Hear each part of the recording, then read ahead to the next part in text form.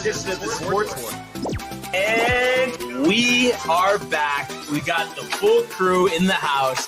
That is what it's all about. The Yankees, out of any team in the league, are the best equipped to handle a blow like this. I think there is a higher power at play here. He's due law of averages. That dude is the ultimate scrub. It's trash. Yeah. Every person you have in there is fucking trash. Next game, you're going to see a big performance. You can see it in the end of the game, and I'm just totally stoked and excited for this. And we are back.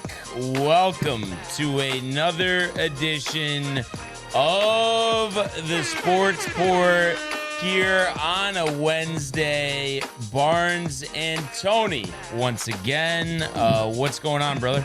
Not much. Happy Wednesday. Happy to be here. Nice golf we're going to preview for tomorrow, dude. And Mets had a nice win in extras. That was pretty exciting to watch last night. So stoked to talk about it, dude. Yeah, and I think there's a silver lining in what was, let's face it, a horrendous loss for the Yankees yesterday, blowing 3 leads. There's that silver lining of, I was going to go yesterday, didn't, but going today. So, you would think a better game in store. I would think so. I would think Matthew. Oh, there he is. Would have a similar sentiment as Brian Barby. Better game today. Yes, dude. Condensation. Don't worry about it. Have a little condensation yourself. Oh, there it is. Wow, yeah, there goes. The embrace, dude. The he embrace. wraps that thing, The embrace. Right? Gonna wrap it around his neck. Wow. Wow. I have to say, I am starving right now. Interesting. I already had the one protein bar, which was great, but I really could go for, something Another else. one? Yeah. If you had to choose a meal right now, what would you be getting? I mean, it feels like it's breakfast time. So, probably like an omelet with some French toast, right? I mean, that would sound pretty good, no? Omelet with the French toast. Yeah, that would be I haven't had a nice crispy Belgian waffle in a while. I was just thinking about that. I actually haven't had pancakes or waffles in a while. I've been kind of craving the pancakes. Yeah, I love pancakes, but I feel like almost a good waffle or French toast might be better. Oh, yeah. So hold on. Okay, Hold on. Copy now. Hey, no. Hello. There he is. On Sunday, I went to Chips by myself. Really? How was Yeah. it? That sounds It's all awesome, right. dude. Got pancakes. Jeremy Shea. Buttermilk? Yeah. Oh, that's classic, dude. Blueberry, though. Oh, so not buttermilk. Yeah, but it's a buttermilk batter. I don't think so. it's Let's see what Max has to say about that. It is kind of funny.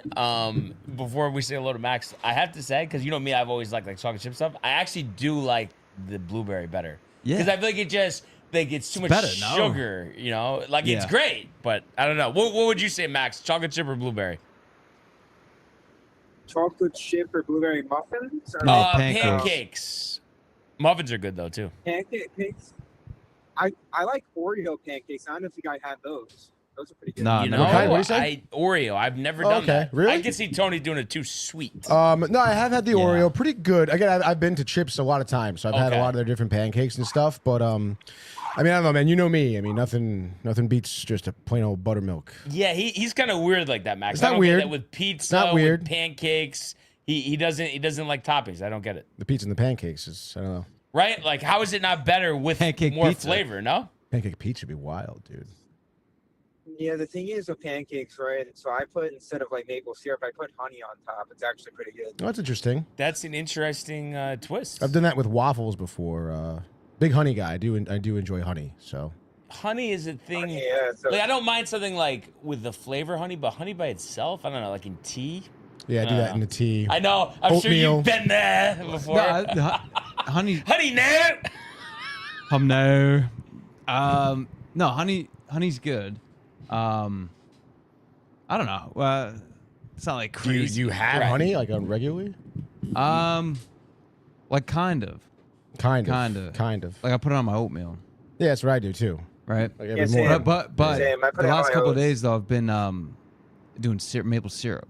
Ooh, dude, Yeah. that's awesome. Yeah. That's great. Wait, dude. on oatmeal? Yeah. Yeah. That's Yeah. another thing. I don't know how you feel, Max. I don't like oatmeal. I don't think So anybody the really thing is likes with oatmeal, oatmeal, right? dude. I think it's good. Wait, say Here's that what again, Max? oatmeal, so with my oatmeal, what I do is with my oatmeal is I make it with cinnamon, honey, and then I put a banana in it. Yeah, same, And Max. it's really Yeah. good. I just feel like Same the texture, bed. though, I feel like it's like you're eating a pile of shit. I don't know. You know, it's like What'd you have for breakfast? Dog shit. You know, and I'm trying to think of like the comparison with this. You know what I would say? A good comparison is like a cod or something. It's like What? Like the fish. I'm saying. Codfish. Yeah, I know what cod is. Bacala. Okay, can I finish or do you want to finish? You know cod is I don't know where you're bacala, right? going with this, dude. I have No, no I idea. was just Yeah, saying, yeah. like, if you just have it with like barely any seasoning, no breading, like it's gross. And it's like, oh yeah, you could bread it, you know, stuff it. Oh, it's great, but then like it, you know, defeats the purpose. So it's like, I'm not gonna eat something that I need to dress up in order to have it. You know what I mean? I I see. tolerate it. Interesting, And yeah. before you even say anything, it's different with the pizza and the pancakes. Because that's what I think. Those taste. What I will give you, those taste fine without anything, but they are better with the toppings. But when you look at oatmeal, it's absolutely disgusting by itself. So why? That's what I can't get off. Is like. No, yeah, I understand your idea with the Barnes. oatmeal there, but the cod, I don't. I mean, You know what I mean. But anyway, go ahead, Max. I know what you mean. Well, So that's all Barnes, I gotta give you Barnes later today. I'm gonna give you a good pancake recipe for you to try, and you a tell me good how it pancake. is. Oh, here we go. recipe. Protein I'll have to pancakes? Dust off my griddle. Yes. Yeah. Yeah, Max, you're Codfish. a Yeah, Pancakes. Max, you're you're always a- in the kitchen. you're a baker, huh? Yeah, I like to cook. I like to bake. Yeah, I do it. You should all have the a time, cooking so- show. It's a good quality, you know? Yeah, you know, so it's I kind of just self-taught myself actually. Like after like I took baking and like cooking class in high school, I started doing it on my own. Since when my parents got divorced, I just learned how to cook on my own kind of thing. Yeah. So, No, it's good. you know, good and to then know. things Women really it's a good appreciate that, quality dude. to You know? have. It's how you get the girls, Max. Cook them a nice meal. Max, when you went to the dating thing the other day, did you Drop Matt's name? No. Did you highlight your cooking Did you? your cooking skills? Like as a The desired girls, can I be honest? quality? Yes. The girls weren't that interesting. The girls weren't that interesting. Like I said, I've been talking. to Remember some more Ronnie had the interesting ones as of horn. late. The grenade horn. But like Oh, it was shit. like the ratio of like guys and girls at this dating event, like I said, it was like a sausage fest, like literally. Oh, that's right. Yeah, I dude. forgot Yeah, you I could said have that. guessed that That's one, tough. dude. That's not good. Not good, dude. Oh, Well, Max, you know this weekend at Billy's is a whole different story, right? And he's going Is he tonight coming to the tonight? game, Nice. and he's got a date. Stop. Yep. Yeah. one of Are the you- dudes from the event. Come on, Tony. Are you come gonna, on. Are you gonna bring the same date Saturday? I feel like As he's tonight? playing the field on Saturday. Or are you gonna be Jeter on Hello. Saturday yeah, and play can the I- field? Hold on, guys, 1 second. He's just making sure she's not listening. Yeah. Yeah, that's right. Tony, that's a nice shirt. Well, thanks, man. Costco. It looks like golf for It sure. is a golf shirt, but it is from Costco. Dude, So, Costco just has Costco the is best really merch. so I haven't sick, gone dude. in a while. I need to go. I need to go right now, dude. I honestly Wait, so does do need to. Bonds get all his clothes from Costco? Or? It's all Yankee stuff in Costco. Wow. Costco's definitely Costco, better they got than they got BJ's. everything. Yeah. Costco's No, sick. Costco. The food is so good too. The Yeah. problem is, like, yeah, you can get like the healthy stuff, but who likes that stuff? Like, I mean, you know what I mean. You can just keep going. Like all the frozen desserts stuff? and then Yeah, but yeah. really, the bakery, dude. Yeah, the is bakery so is good sick, there. It really is. My Their My- muffins are good. My sister Yes. goes to Costco I grew up on them. a lot. The muffins. I'd always have for breakfast. We'd freeze them and then warm them up before Yeah, school. yeah. Little butter.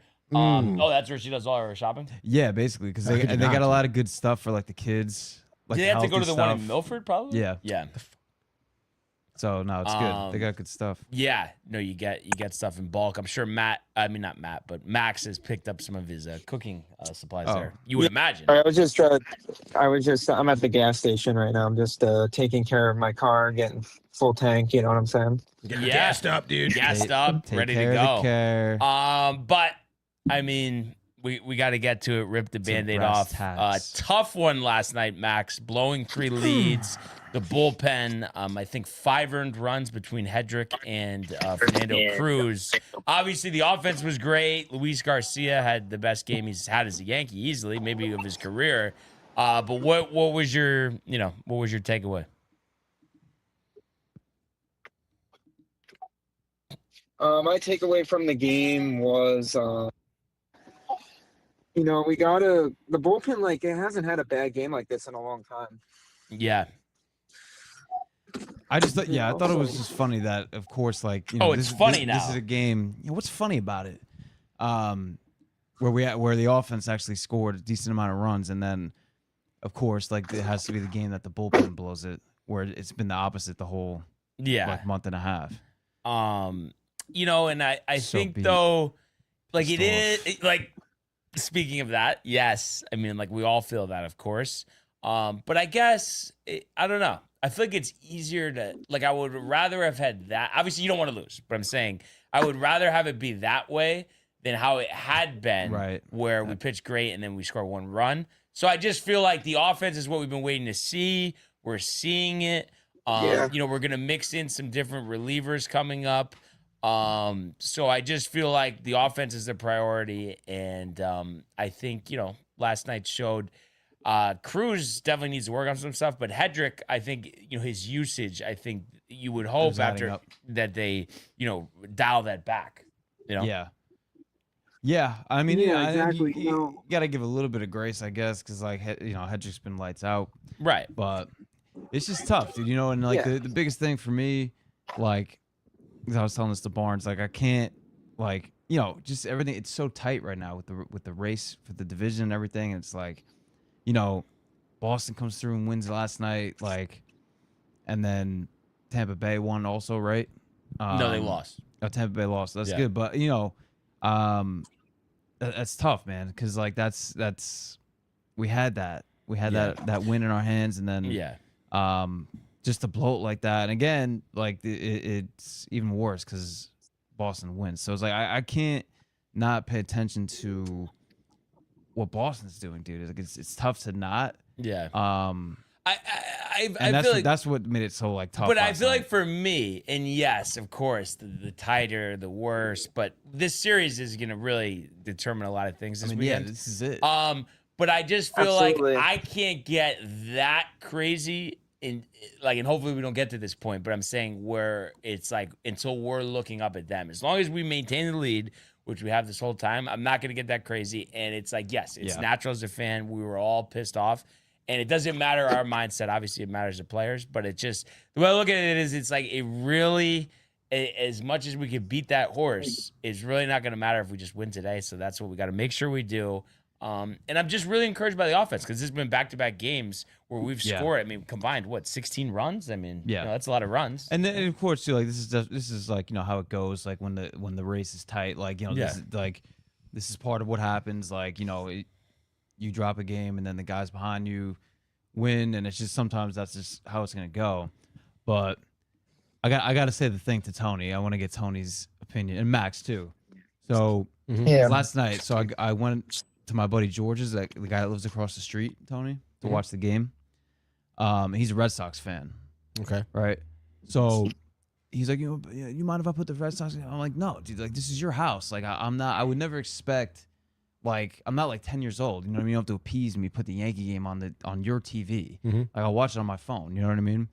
So we had the Boston game on or whatever, and I haven't been over there in a while, like, especially like to chill and, like, watch game. And, we've been playing well, right? And I haven't been over there. So I go there last night, and this all goes down, like how it went down. In Red Sox fans' house. And I cannot help but to think there's some aspect of the mush going on there. I was texting Barnes. I know Bonds doesn't believe in that shit, but, dude, like, I just left last night, and I went back home, and I couldn't help but wonder, like, did I fuck that up? Was that because I was over there? You know what I mean?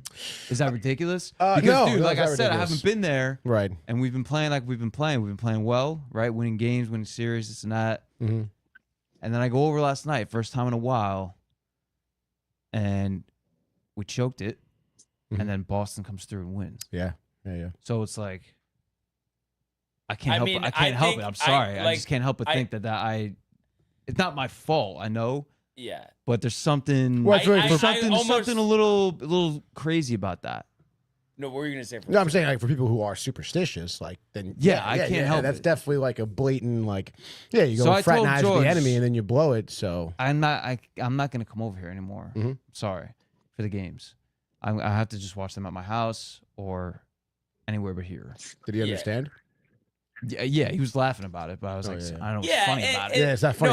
No. funny but about it. see, I don't know. It's like I don't. I can't help it, dude. I'm sorry. I think of that. But I'm saying I've never met him, but I just feel like it's like even you Nice just guy. take, Like you guys would like him. but you Mike's just met him. you just take that aspect of it. I just feel like, I mean, maybe it'll be different when the season's over, but during the season, I don't know. I just wouldn't go over there because I just feel like you never leave there in like a good state unless like, the Red Sox get crushed and we win. Like, you know what I mean? Yeah, It's always I mean, like annoying. So it's like, why put yourself in that situation? Yeah. No, and he's a baseball player himself, Tony. Like he played at Fairleigh Dickinson, pitcher, all that. Nice, So dude. he's like he likes Schlittler. Like he appreciates like Respects the the game. Yeah. And he was saying like, dude, like I'm just one of those like, I'll watch whatever, whatever game. I just like the game. And I'm thinking like, That's nice. because we're not like that. Like No, you're not I like don't that. care about watching. Like I don't want to watch other I feel like teams, though you know what I Tony's mean? always Like, said that he'll watch all the other teams. Yeah, I would. You do a little Jason Benetti Sunday night. Yeah, I could do that, dude. I'm down with I don't Jason. know, Tony, but I just wanted to. And Max too. What? Yeah, Max, that's a load of shit though. With like Mush. yeah, right. Superstition The thing? mush stuff, Max. I honestly, But forgot you Max can't was here blame when we me were for along. kind of like help but wonder that though. But No, can't blame you. But Max, like, are you at all superstitious with like saying something where you watch something? Like, are you with like how it impacting the outcome of the game? Like, do you feel like that at all? I feel like baseball, you can't really like predict like things in baseball. Like anything can happen in any game. So like he predicted it, but like sometimes it's not always going to be right. You know what I'm saying? No, I know, but I'm saying just like, do you ever feel like, because let's say we were talking, for instance, during the game, and then you said, oh yeah, we're definitely going to win this game. We're up 6 runs. And then we end up losing. Like, do you ever feel like, oh my God, like if I didn't say that, it wouldn't happen, or you're not believing stuff like that? I don't believe in stuff like that. Thank you. I think it's just exactly, because what it comes down to, and everybody has to just admit it, it comes down to not liking what the outcome was. So you just go to something to try to like justify it, but it's like, well, you got to accept each team is going to lose 60 games every year, at least. That's what happens. So you got to just live with it. There's going to be tough losses. That's just how it is. You can't prevent it, I mean, you can think you can prevent it, not, I'm just saying, but because it was just the fact that like I hadn't been over there in a while, and the time I go, it goes down like that. So I think though, and in the past when I've gone there normally, like that's also what happens. But I think it's just like I'm gonna show him this later. He's gonna crack up. You should have learned from Mr. Schlittler. You know what I mean? I know, but if that's you the thing. knew, though. I'm not as bad. No, I know, but and also I'm not trying to like. No, I know. I just think it's just I know it's the whole thing. The whole thing just done. I know it's ridiculous. The whole thing's but gotta go. I've always been like that, dude. Like with the superstitious stuff and like, I don't know, like dude, like like when I was a huge Lakers fan back in the day and like the 2010 finals, like I the first round of the playoffs or whatever at halftime, I made like eggs or something, and I just did that the whole rest of the way. Yeah, because I was like, if I don't make these eggs, like they're gonna fucking. But I mean, I think Max could agree with me. You get all crazy. Oh, I had my left hand in the air when they scored. You're gonna drive yourself nuts. You can't do that, right, Max? Yeah, can't take like things too seriously. It's like it's like that's how I think of it as like with sports. Like sometimes you just can't like take it so literally. You know what I mean? Yeah.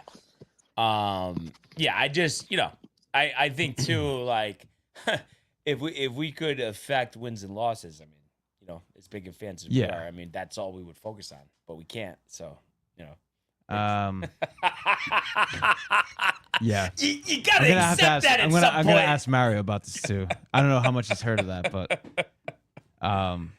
Yeah, Oh. well, I know, and I know, and the Schlittler game that put a lot of my like this feeling of things like to rest, because I wasn't gonna go because when we went to game 1 they lost, and I was like I can't go again. Oh my god! But you know, man. conquered the demon. Yeah. And but fully conquer it. You know what I mean? can't fully conquer it. But you can, It's not dude. gonna happen. Can't do it. But it just like I said though, there has to be that acceptance of I can't control the outcome of this. I just can't. I can talk about it all day. I can do a dance. I have no control. Tony, am I wrong? Yes. No, I mean, No, Tony again, agrees with if you're superstitious, then yeah, you're right, dude. Like, you should, No. you know, like- But that's not what he was asking. He was asking like that if what he does impacts. The No, game. I'm just gonna ask, like, you know, you can't blame me for kind of thinking this way. You a can. little I don't bit. think you can blame him for A that. little bit.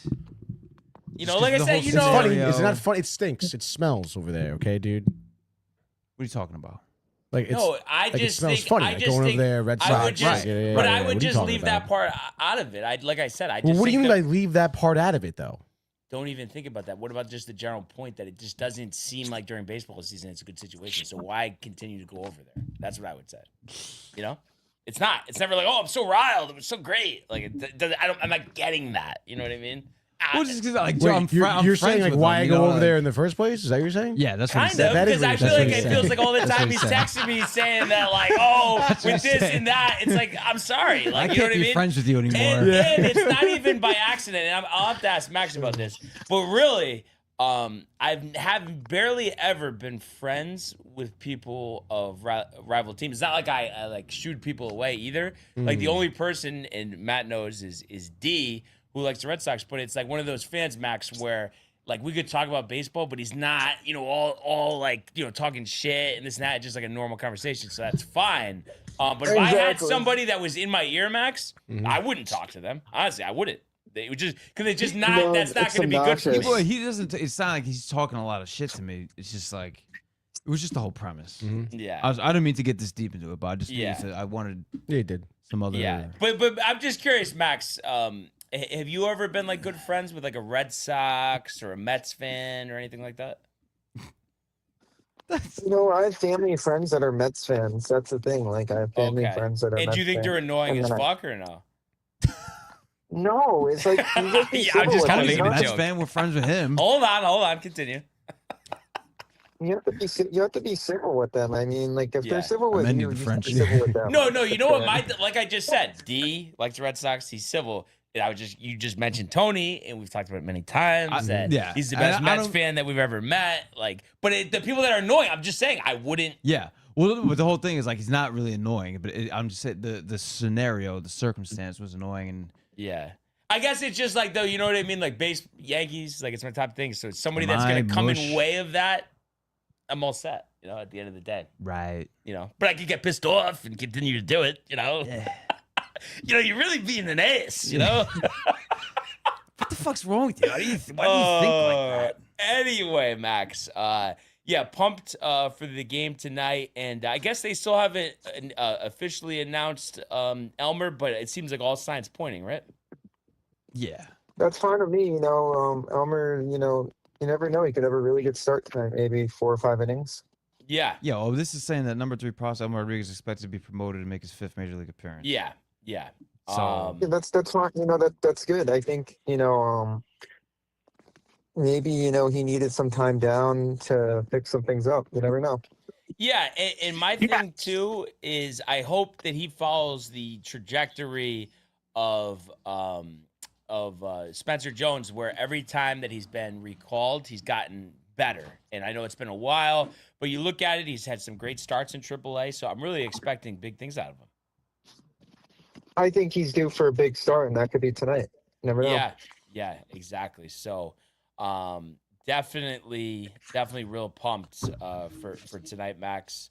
And yeah, let's get the W. And you know, as always, thanks for calling in. And you know, well, I'll see you later on. Yep.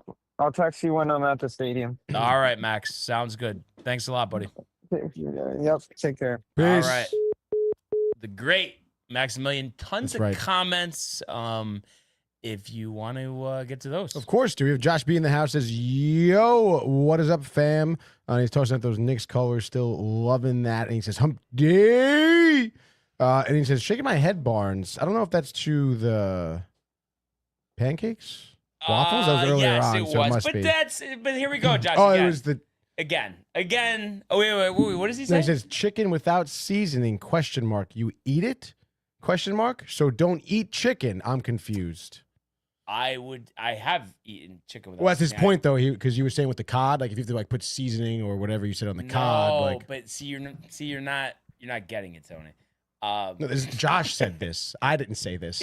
But the way you said it, you're kind of like agreeing with him. No, I'm just trying to say. You guys teaming up. What Yep. Oh, yeah. Yep. No, yep, but yep. do you get what I'm saying though? At the end of the day, or no? Yeah, but the oatmeal, yes. Yeah. So, but cod is the same thing. I'm saying. No, I I'm like saying- cod though.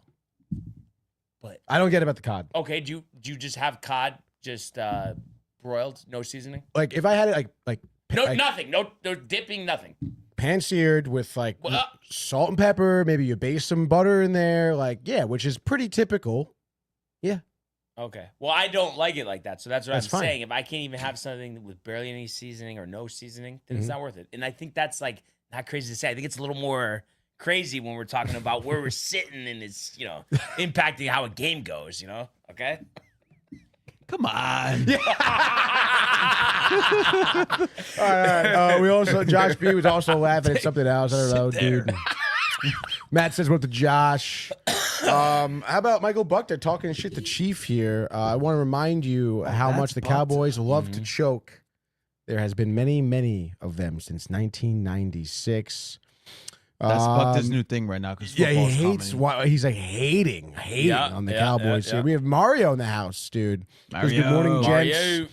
What's up, dude? Looking forward to you calling in. And then Buckner says hello to Matt. What's up, Michael? Yep, there it is, dude.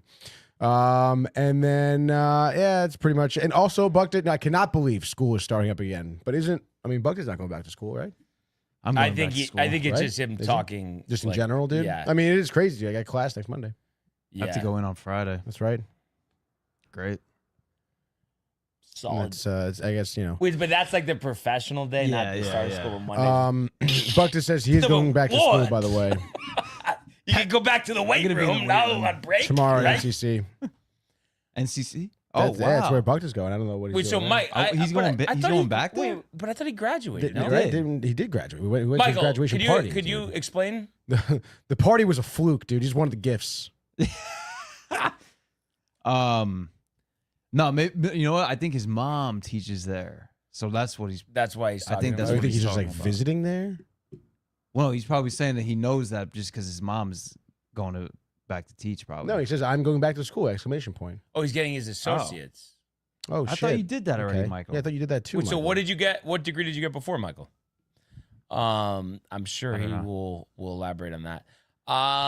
Now Mario, is he? Yeah, we want to go into the world. Okay, have to do the read yeah. first, So like, yeah. Let's go to the world of Major League Baseball. It's deep to left. It's 700. Albert Pujols. Yeah, what a play! Stop it! Yep. And Alonso cracks one of the Mets win the ball game. Out of sight. And it works at 100 miles an hour. 14 strikeout. Drove deep to left field. There it goes. See ya. All right, today's MLB segment is brought to you by Velvet Llama, premium canned cocktails crafted by NYC bartenders with a playful spirit. Enjoy their award-winning espresso martini with Italian espresso and chocolate notes, the crisp Moscow Mule with Nigerian ginger, or the spicy margarita with organic agave and jalapeno. These ready-to-drink treats are made of the finest ingredients. Grab yours at velvetllama.com and ride the smooth wave with Velvet Llama. He's should be calling. Yeah. He says he's calling now. So. And big Yankee fan. Yeah. So no, just yeah, big Yankee fan, big baseball guy. He's really into. He collects cards. Oh, nice. He's really into that. And he's on the phone right now. Good morning, Mario. What's up, dude? Mario. What's up, Mario? Good morning. Good morning, fellas. How are you? Good. How's Doing it going, good. man? Doing well. I don't know if I can follow up on having to talk to other fans of other teams, but I am cursed with my son-in-law being a Phillies fan and my being a Mets fan. And Matthew knows Joe really well. Actually knows him his whole life. But my sister went and married a Mets fan that was born in the Bronx. Can you imagine that? I can't imagine that. No, absolutely not. Mario, at least Joe is not. He doesn't like rub it in our face though, right? Or does he? True. Or does he to you? True. But he's nothing to rub in though, because we ignore them. I guess we tolerate Mets fans. Yankee fans don't really care about Mets fans at all. It's like they just exist. Right. No, yeah, it's definitely the feeling around here, dude. Yeah. Mario, Tony's a Mets fan. Oh my! Well, my condolences. That's all right, dude. That's all right. We'll keep him around. I told Matt last night I wanted to talk about some that you guys may have read about, and it was reported by Ken Rosenthal in The Athletic. And it looks like the Miami Marlins have gone nuclear and just blew up their whole entire scouting department. Yeah, I tried to watch the video of that, but it wouldn't load for me, Mario. So I don't know why how did that happen? Yeah, so basically, their first year president of baseball operation, Peter Bendix, who is he's a quant. The guy's a Tufts trained sabermetrician. Spent 15 years up in Tampa Bay. We live in Sarasota now, and I know all about local baseball, minor leagues, etc. But he spent 15 years in Tampa before joining the front office in Miami. And they have cut more than 70 staffers over the last couple of years. And just this past week, they blew up all of their scouting. And they're basically accelerating into a world where they want to rely on video more and more. Now, I don't know if you guys have talked about it. Yeah, I don't know if you guys have talked about it, but Japanese outlets that were been covering the Marlins because they just signed Rintaro Sasaki, they just rounded up a whole bunch of fan comments basically saying that this move was crazy, warning against using AI and overuse of video instead of real people, basically criticizing the ownership group that it feels like the franchise is starting to be disposable. And I just wanted to talk about it because it feels like that's a broader industry trend, but all of our experiences, especially being Yankee fans for now almost 5 decades, you look at it and say the core four of the Yankees were built on great scouting, predates all analytics. And there's something to be said about a scout versus data. And I wanted to bring up that debate because certainly the core four of the Yankees, the historic rise in the 90s of the Yankee greats, Jeter, Mariano, talk about Bernie Williams, talk about Posada, Pettit. All these guys came out of great scouting, not analytics. But now you've got a team that has gone completely the opposite direction, blew up the whole analytics, blew up their analytics from the standpoint of scouting, and now we're relying on video and data. I just think it's absolutely crazy. Yeah, I mean, that is pretty nuts. You need the human element.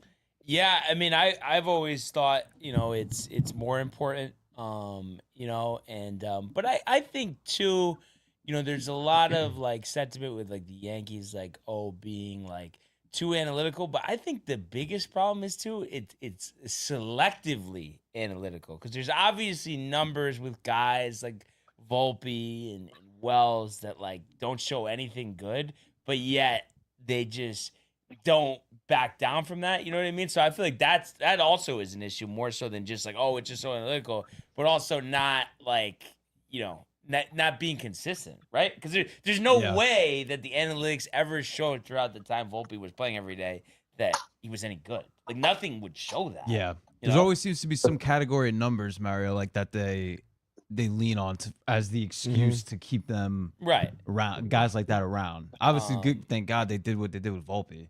Right. In this case, but also I feel like maybe in I don't know, in the Marlins case, I don't know, maybe they're just looking for a changeup. I mean, it's kind of a weird scenario, I guess the Marlins are kind of putting themselves into because I feel like I don't know. I mean, they have a lot of like solid young guys, on their team. I feel like it was from the 10-game losing streak or whatever that was. I guess so. But I mean, I don't know. You think of the Marlins this year. I mean, you think that they're a little bit of a step up from last year. Alcantara maybe seems like he's coming back around. I feel like you're maybe just looking at it like, oh, they beat the Mets, but I mean, so is everyone else, right? No, actually, not at all. It's not at all what I was thinking about, Brian.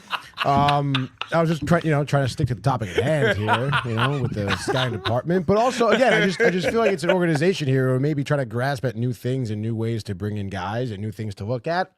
Yeah, I don't think it's a broader. I know analytics has been a discussion around baseball for a decade, probably even more at this point. But I don't know. You'll get teams like the Brewers, like the Dodgers, that have seen success. I mean, they talk about having a fine line between the two. So I don't know. I mean, I guess we'll kind of see, but I don't know. I think that pendulum is going to start to swing the other way, where people are, I think, tired of hearing about analytics too much.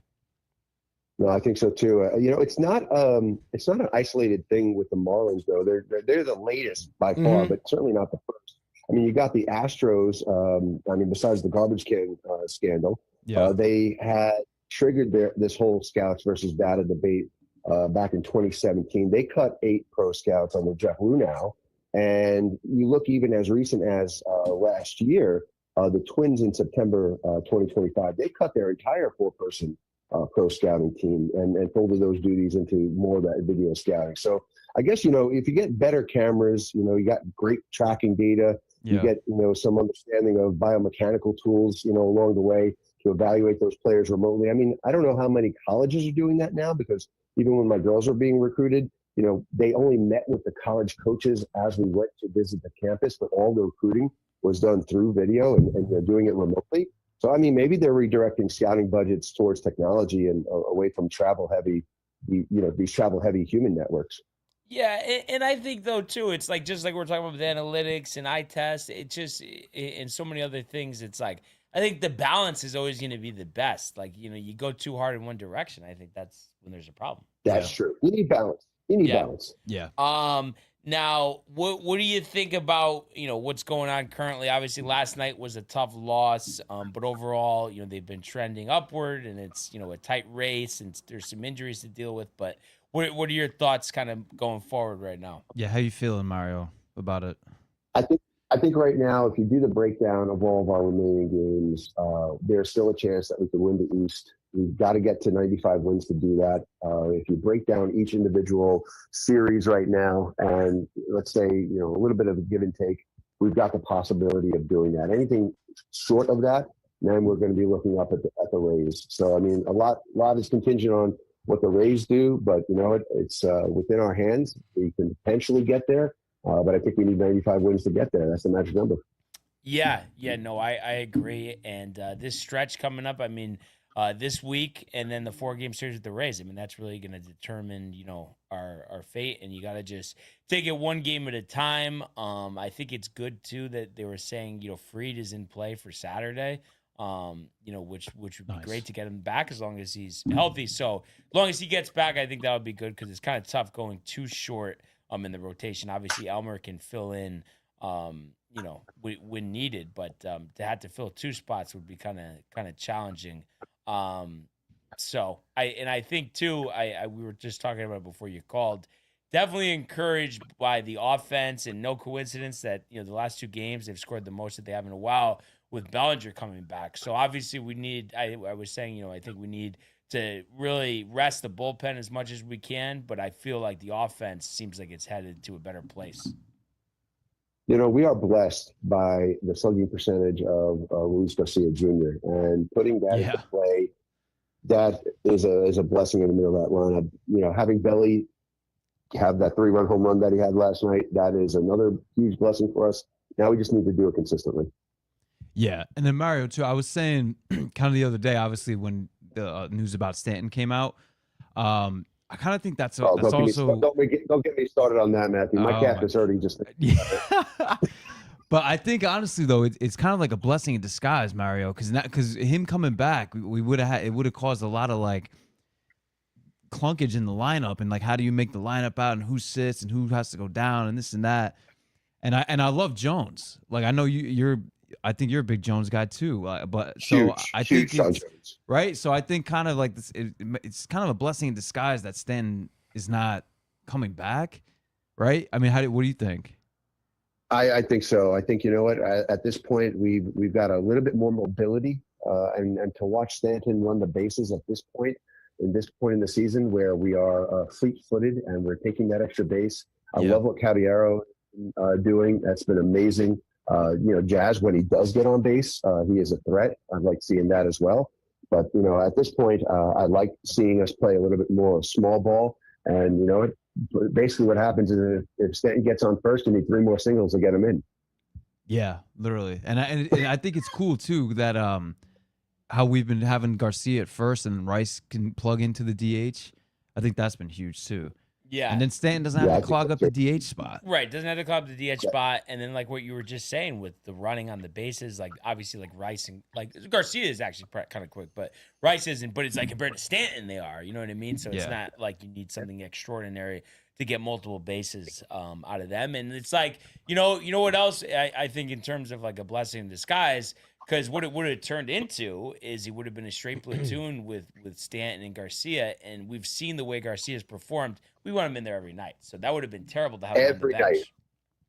Yeah, every night, and I want Jones in there every night. All due respect to the captain. I know there was a rumor yesterday saying that he's coming back on September 10th. Let's see. I hope and pray that he does. But you know what? Slot him into the DH role. Keep Jones out there and right. He's got sneaky speed, by the way. That kid can run.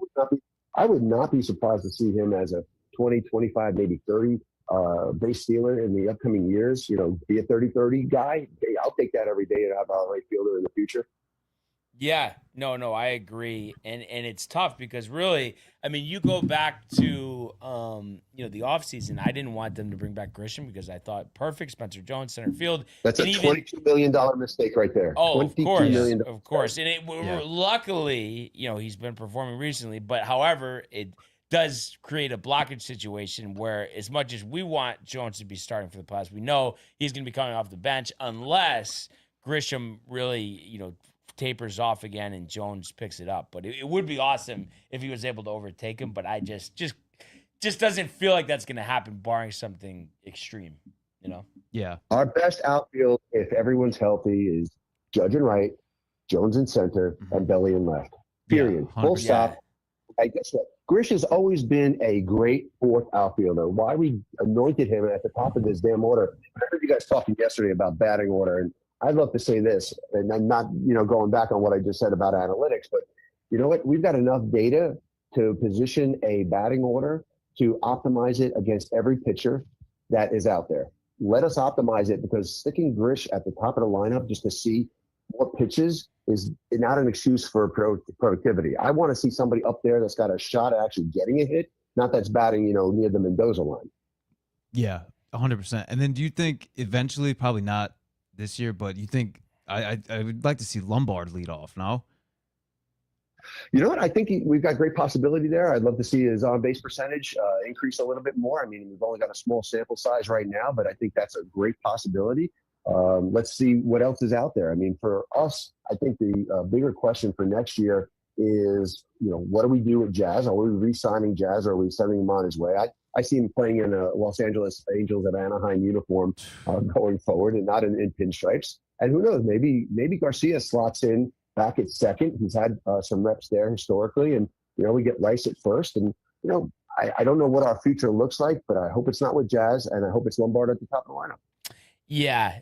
No. I think there's a 0% chance with Jazz. Even if he hit 500 in the playoffs, I don't think they would want to resign him, honestly.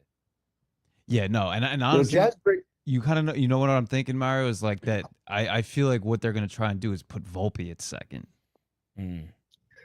All indicators show that he is. I mean, he's up there in Scranton. He's slotted in at the top of the lineup, playing second every day, right? Yeah. Now he's making some really bad ABS calls still up there, and he's looking like a clown joking around it. I don't know if you guys saw all those videos about it, but yeah, it's like, come on, back to back. A little bit more, yeah, horrible. Yeah, no. I've said it. Matthew's seen it on our text thread. In terms of baseball IQ overall, Volpe's got 0. He may be a 5-tool player. He may ultimately be our second baseman of the future. good luck. God bless me well. Hopefully we benefit from that. But you know what? Low baseball IQ. He needs to better plug into what's going on. And I think it's a bad influence from Jazz, too, because Jazz, for as talented as he is, one of the lowest baseball IQs I've ever seen. Yeah, I mean, why has he been like Mario? You seen lately, like he just like kind of lollipop throws the ball to first. No, like he takes his time. Yesterday, that's like so weird. It didn't end up hurting us, but that was the worst decision. He faked the throw to second and then went to first. Yeah, I know, but that was like kind of what you've always talked about, where he's like concerned about how he looks, fans in the crowd, all that. Yeah. To me, that's what that was. But it was like such an unserious baseball play. The guy's clearly out at second, and I don't know, maybe even I probably didn't because the guy's running fast. But anyway, in the moment, if he does that quick instead he's flinching and stuff, you maybe even have a shot at first base, and you let a guy in scoring position. Like I just feel like he doesn't think the properly. IQ, low IQ. Low baseball IQ. You know, I'm going to date myself with this reference because I know everything now is Windows-based or iOS-based. But back in the day when we started up a computer, there was a blinking cursor there waiting for a command to be placed. And I think that if you looked at a thought bubble above Jazz's head, you just see a blinking cursor and no thoughts going on. Yep. Nothing but air up there. It's a shame. I mean, because he is so talented. I would say he's probably one of the most talented players in the history of the game, but absolutely zero brains. Yeah. And doesn't know what to do next. Can't anticipate what's going to happen next. I mean, you look at Lombard. He fielded a play the other day that I just sat there and I'm like, yes, very Jeterian, if we can quote John Sterling here, but very Jeterian in terms of a double play and just in terms of what he's doing just naturally, flawlessly, without even thinking. But Jazz isn't thinking at all, right? And Volpe never thought. There's nothing going on up there. Yeah. No, definitely not. Definitely not. It's tough. And obviously it's just a problem for another day. But I'm hoping too that Volpe is part of like an offseason trade and that they'll work with Garcia, kind of like how they worked with the Rise this offseason in San Francisco to be able to play a better defensive second base, because that'll be our best lineup. Like Volpe, I don't care if he plays second base. If he hits 210 with no power, what are we talking about? You know, it's just we gave him too many chances at the plate. I mean, he can't have any more players. Hey, listen, all due respect to the Dodgers and any of your fans, listeners that are Dodgers fans, but hey, I wouldn't mind seeing a 95 World Series between the Phillies and the Yanks, and I think the Arise effect is real. I would love to have seen him in pinstripes, but just because he's down in Philly, you got to respect that game. He's one of the best players in the history of the game, and certainly in terms of batting average, he's over the moon, and look at the effect he's already had on that lineup. Yeah. No, I mean, We've been calling for him for a couple years now. Mario Cole must be pumped about Arise, no? He doesn't talk too much about him, but I can tell you that there's a comment in the chat now that I think is worth saying, and I would just like to add, I was dragged kicking and screaming to my first Savannah Bananas game ever last year. And I see in the chat somebody wrote, Jazz is going to be on the Savannah Bananas next year. Yeah, and I think that was incredibly entertaining. And appropriate. Yeah, he'd be a good fit. Yeah, no, seriously. That's hilarious. Yeah, Jazz, I mean, it's almost Volpe territory for me. I know recently, he's had some good, offensive games, but I just hate it. I mean, it gives you such anxiety in the field. And then, I don't know, too. I know some of these balls are hit hard, but there was another one last night, too. I think it ended up scoring a run. Why does it feel like he's always positioned where it's like, he just can't get to like kind of a hard hit ground ball? I don't know if you noticed that. It's always twice last right night. To his left, if like we're facing. Yeah. It's always like here, he's here. He's never in the right position. I know that's gonna happen sometimes, but it feels like it's more than it should be. I think that goes back to like the IQ thing. Right. Crazy. The fundamentals that we were all taught in Little League, he somehow didn't get in the Bahamas, I don't think. Yeah, apparently not. No. Definitely not. But yeah, and then what do you think? Obviously it's been so good for us last night. I think last night was a one-off, but with the bullpen, I mean, I know we might get some reinforcements, but are you worried about that at all, or you think it'll, sort itself out? You know what? I think if we have the problem of our starting rotation intact, like you guys were saying about Max Fried, I think the bullpen starts taking care of itself. I would not be surprised if at some point Weathers gets placed there. I don't know if it's beyond the realm of possibility to see somebody like Louis Gill back in the Yankees bullpen. I think we've got plenty of arms there. We just got to figure it out. And I think Booney's biggest problem is the over-reliance on players that have gotten him there historically. Like Tim Hill is done. Tim Hill needs to go back to sitting on a park bench with a 40 in a 5-pound paper bag, just chilling out with a box of Marlboros, hanging out. He's not the guy that was going to take us to the promised land. You know, I got an image of him wearing like this orangey reddish leather jacket, hanging out like in Van Cortlandt Park on a park bench with a bunch of guys just smoking some stoves and drinking some 40s, right? And maybe throwing softball once in a while. But he is not the guy that's going to get us there to the promised land in the playoffs. He's imploded most of the summer, and we need reinforcements. We need somebody else there. I think Weathers has got not only the legacy of being able to pitch whenever, wherever, just like his dad, but he's got that pedigree where, you know, stick him in the bullpen, see what he can do. He heats up really quickly, and he can knock a couple of players out. And same thing with Louis Gill. Let's get him up here. Let's get him into the bullpen. Let's see what he's got. And the kid threw heat when he was here, rookie of the year. Why are we just burying him in the minors? He's got talent. Yeah. I mean, those could be two options for us for sure. And I think, you know, with Weathers too, this kind of like this injury right now could also be kind of a blessing in disguise. Give him some rest, Mario, and then put him when he comes back, because he was going to go to the bullpen anyway. Yeah, no, we need somebody stable like that. And you know, by the end of the year, I know obviously now we're a little short in the rotation, but Warren will probably be there too, and Schmidt. So that's 3 guys. Yeah, I think Schmidt's going to come back. He's going to be as strong as ever. And I like your idea of Warren there. My only worry with Warren, it seems like I don't think he's got the mentality of a middle relief. Maybe more of a longer relief guy, like a Blackburn. You know, we'll see. And if he turns into a Blackburn, well, that's fine too, because Blackburn's certainly doing a great job for us. I mean, he's got one of the lowest ERAs in Major League Baseball right now. But you know, we'll see how Hanner continues to do. I think you know, story yet to be written on him. Hedrick has had a little bit of problems, obviously, with yesterday, but you know, I think Tim Hill, the best is what we've seen, and Cruz has just got to be much more consistent than he has been. He's up and down. He's my wife's favorite player, believe it or not. No, really? We better talk about that. Tony loves Fernando Cruz. That's her boy. And honestly, I mean, for me, I loved him, you know, after he, you know, had that celebration for the long fly ball he let up against the Red Sox in the wild card series last year.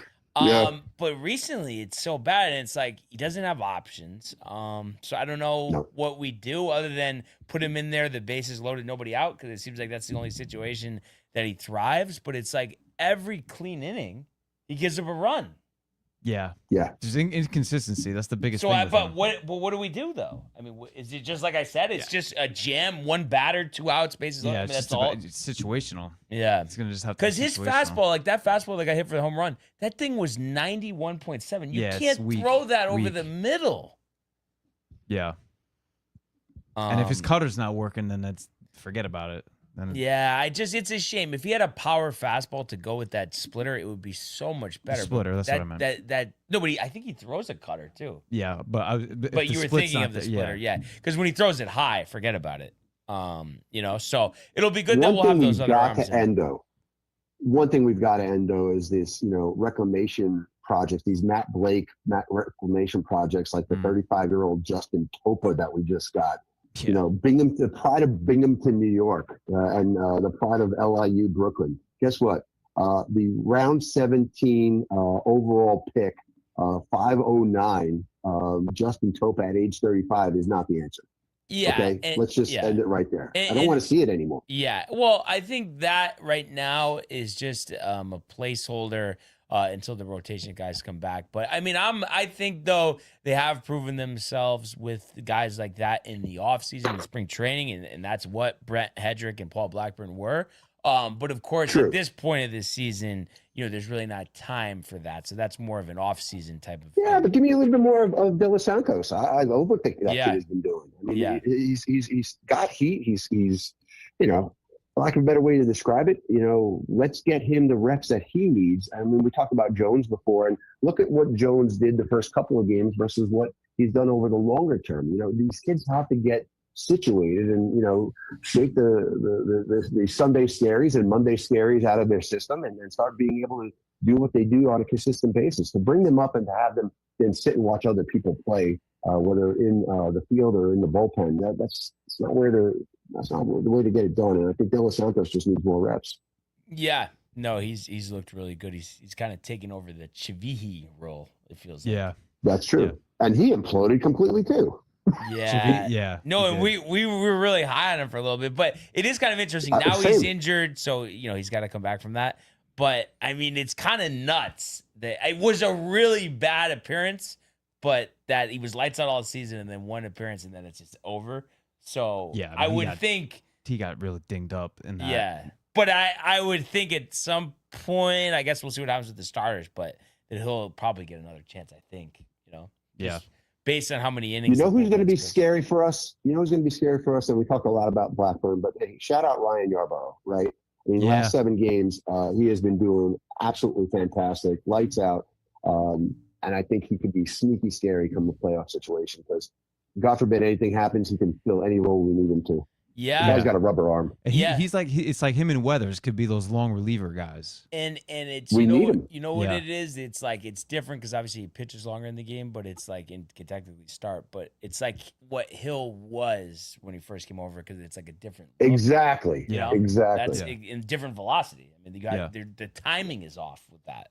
Throwing 87. Hey, and I don't want to be prophetic here, but let's mark the date and time. It's 10:56 East Coast time on August 26th. Official notice on behalf of every Yankee fan to Mr. Aaron Boone, stop with the 4-out saves for Bednar. We need to preserve that arm. We need 3-out saves a la Mariano. That's what we need to reserve him for. Stop with the 4-out saves. Yeah. And I think to take it a step further, what we really need is not stop with the 4-inning bullpen games because they need some rest. That's we hopefully going forward we can at least get 6 from most of our starts because otherwise, I mean, the innings are already ridiculous already. Yeah, and that's why it's even more important. 5.1, 5.2 is a curse that we're dealing with right now. Yeah. Yeah, and hopefully we get Judge back soon, and then the offense kind of gets that jolt. Well, I mean it's great, and just what we've seen with Bellinger. So to think what it could be with Judge, I mean that's encouraging. Yeah. September 10th, boys. Circle the calendar. That's what the rumor is right now. He's going to come back for one game against Colorado, and then in for that 9-11 game on Friday, September 11th against the Mets, and hopefully that series against the Mets, is the return of Judge and our promise to the promised land in October baseball. Yeah, absolutely, Mario. Yeah, definitely. Mario, you definitely got to call in again for sure. I will. Yeah. I will. No. Love talking to you guys. You guys have a great show going. Yeah, no, thanks a lot. We appreciate it. Definitely give us a call anytime. And as you know, with Matt, we're always down for some Yankee conversation. That's for sure. Absolutely. But hopefully we'll have a lot more time and a lot more shows going into October, like you said. Yes, sir. Absolutely, No, Mario. But thanks a lot, Mario. Have a great day, guys. Appreciate it. You too. too. Talk to you soon. See you. Bye-bye. Nice. The one and only. The one and only. Mario. So, Tony, you awake?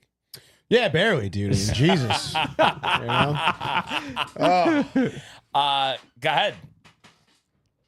Go ahead. Go ahead. With what do you want? You want to do the frenzy now? What do you want to do? No, I'm saying you don't want to say anything about the walk-up.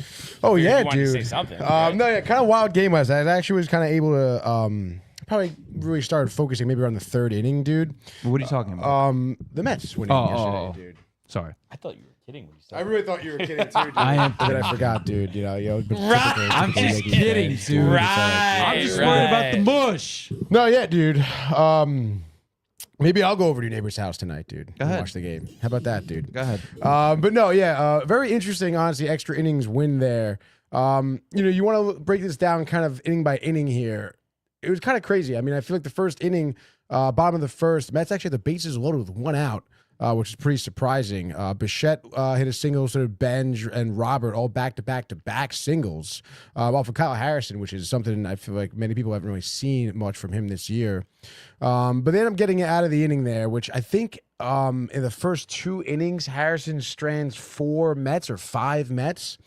So it's kind of crazy. I guess you kind of just felt that vibe where it was going to be a low-scoring game, and Thornton was absolutely dialed, 3 up, 3 down the first 2 innings.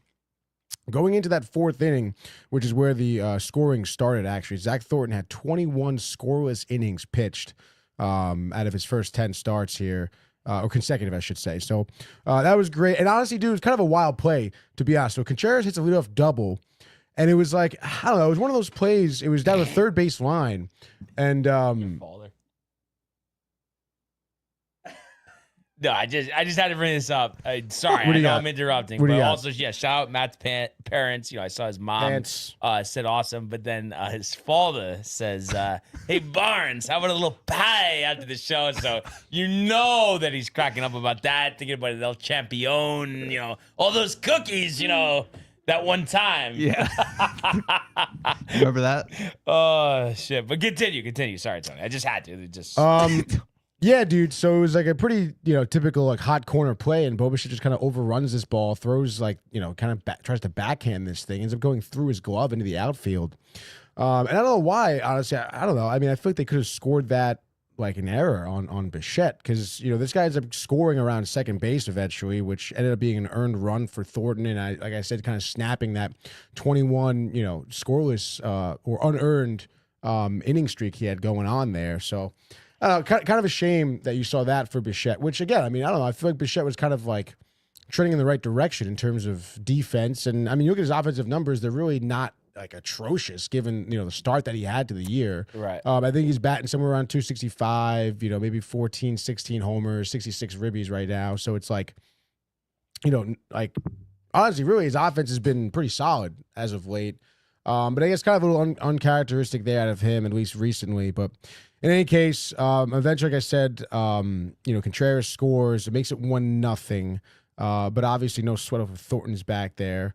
Yeah, things were kind of copacetic there until the bottom of the fifth, where you had Lindor actually had a solo shot. I think it was like a fastball. Yeah, that was just too much over the middle of the plate from Harrison. Absolute bomb, honestly. Like, knew it right off the bat that it was going to be a homer. Ties up the game 1-1. Thornton comes in top of the sixth, 3 up, 3 down. Another game here where I believe the Mets turned 3 double plays, which is great. I mean, I think you're seeing a lot of Lindor and Simeon kind of really gelling there, in the infield, which is great. And then bottom of the sixth here, Luis Robert, dude, like this home run. Just out of left center. I mean, I think Robert gave it like maybe a half swing, honestly. Like it was one of those like really no follow throughs. Just he had kind of one hand onto it at this point, dude. And this thing just launches off of the bat, which is pretty crazy, dude. Because you think of Robert and the disappointment he's been this year with the injuries. It kind of sucks because you see that and you think kind of like what if sort of deal. But it is what it is. Beatty hits a double after that, dude, and then goes on to third after a wild pitch. I believe this is when Beatty hits a fucking, I don't know what Beatty was thinking. It's 2-1, obviously. Runner on third base, just Beatty, okay? 1 out, dude. Simeon grounds out to shortstop, and Beatty gets caught. I don't know if his secondary lead was just so long that he just gets caught like in no man's land, because he ends up just running home. Shortstop throws to the catcher. He's out at home for the second out of the inning, which I thought was a really bad, like, base running kind of decision there by Brett Beatty. He's a guy who I really wouldn't mind, not seeing that much of, honestly, next year. I know maybe the offense could be there, the bat, the talent. He's still young, whatever. But I don't know. The guy continues to make bad decisions. How do you not, like, I don't know what he was thinking. I mean, ground ball to shortstop, and he's 3/4 of the way to home plate. Like, really stupid there. Trent's ended up getting a single. Ewing struck out to end the inning there. Top of the seventh here. Nate Lavender coming in for the Mets, dude. The 26-year-old, I think he is. Yeah.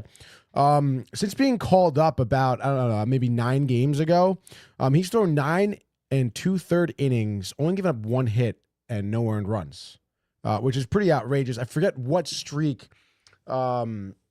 He's going up against some record, I forget, for the Mets. I forget who it was, but it's like, most consecutive innings as a reliever since your call up to be scoreless, which is kind of outrageous, dude. This guy's actually throwing some really good pitches out there, which is pretty cool. I mean, you never know. I mean, slider seems pretty deadly. 4-seamer clocks at around 93. Same thing as Thornton, though, because he's just locating his pitches really well right now. So you'll have to see that. Obviously, it's not going to last forever. But you're pretty excited for Nate Lavender, who comes in and throws 2 innings, 6 up, 6 down at that point. And then you go to bottom of the ninth here. We get Austin Warren, who's going to kind of get into a little bit of trouble here. Gives up a leadoff double to Contreras, walks Bowers. Yelich to double to left off of a sinker that was honestly kind of a hard ball to hit, so good for Yelich. But that scored Contreras again. Contreras having a good night with 2 runs. Makes it 2-2. Warren's able to get Lara striking out swinging, but then here comes Green. He brings in Yan, which is pretty interesting. Did he do it? Dude, it's so funny. He was jumping, but you can tell he was like dialed back, trying hard not to. Dude, he was like kind of like trying to hold himself to the ground. Kind of outrageous, but in any case, you have he gets a strikeout looking, and then he walks Ortiz. Gets Hamilton to line out to short. That was the hard hit ball. I don't know if you saw this highlight. Lindor made a crazy jumping diving save. I'm sure you guys haven't. No. Oh. Well, it's pretty crazy. Sure you're not. Yeah, that's tough, dude. But yeah, dude, literally game saving play. Lindor absolutely jacked up, and we'll get back to Lindor because he's gonna kind of fuck up actually. Bottom of the ninth. Yeah, kind of crazy. It's literally, I mean, it's the tale of Lindor this year. I feel like just kind of like a Dr. Jekyll, Mr. Hyde, ups and downs sort of deal. Hits the home run, makes a big defensive play. Next inning, bottom of the ninth here. Trent's leadoffs with a strikeout. Ewing flies out, but Lindor reaches infield single to third, and then gets picked off first base. Next pitch, dude. Ends out inning. to lunch, or was he trying to steal?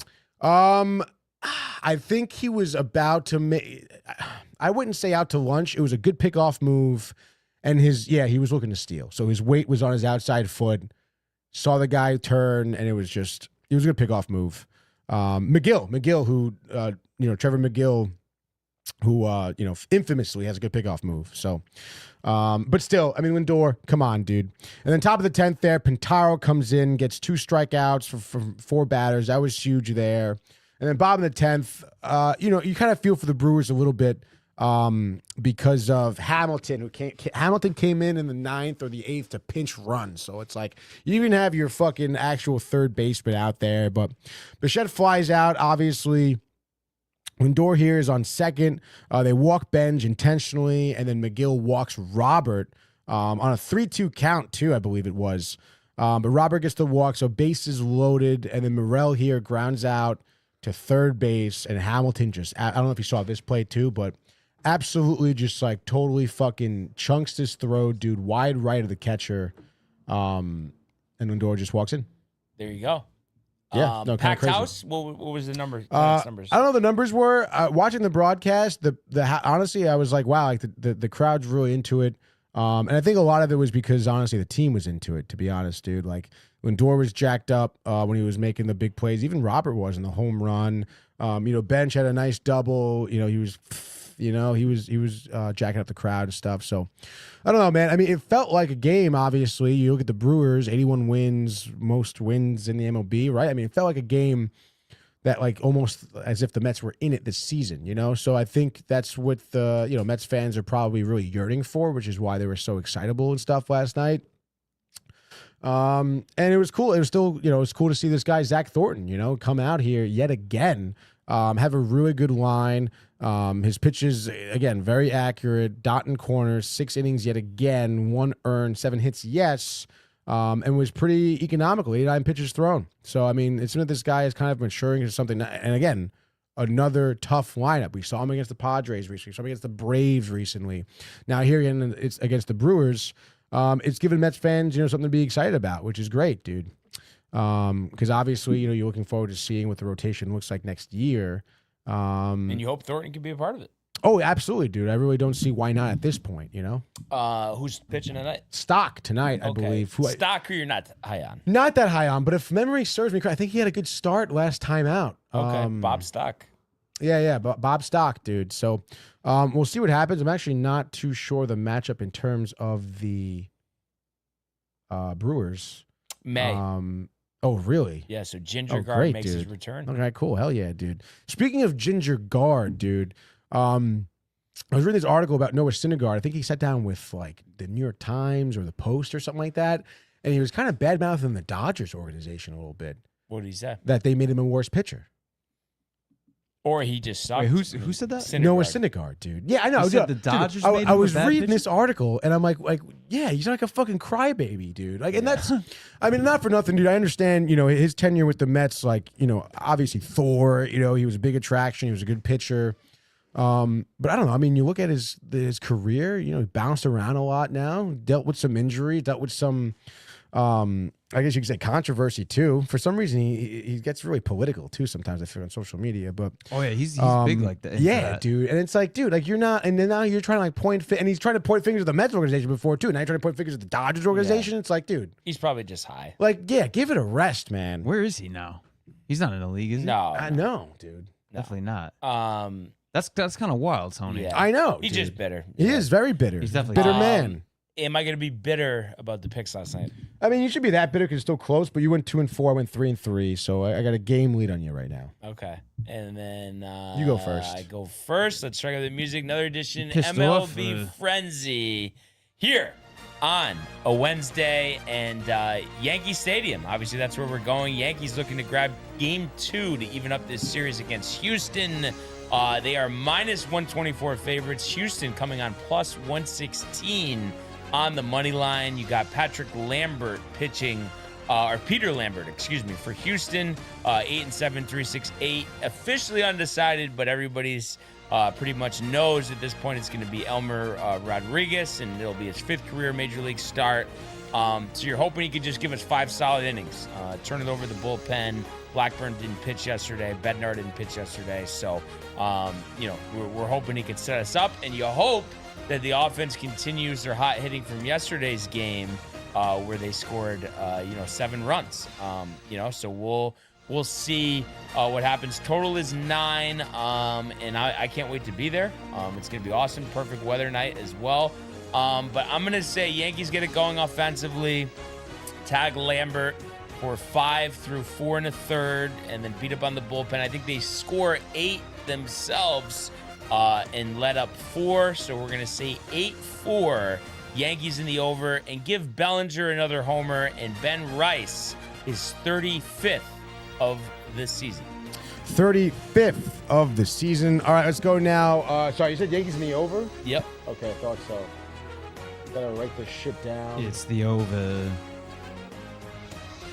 All right. Let's go to Citi Fields. Mets are game 2 here. We're going to get another dub here against the Brewers. Over, under 8.5. Mets plus 139. Even slighter favorites than yesterday. We mentioned Bob Stock on the mound, 5.40 ERA. Yet to have a major league win.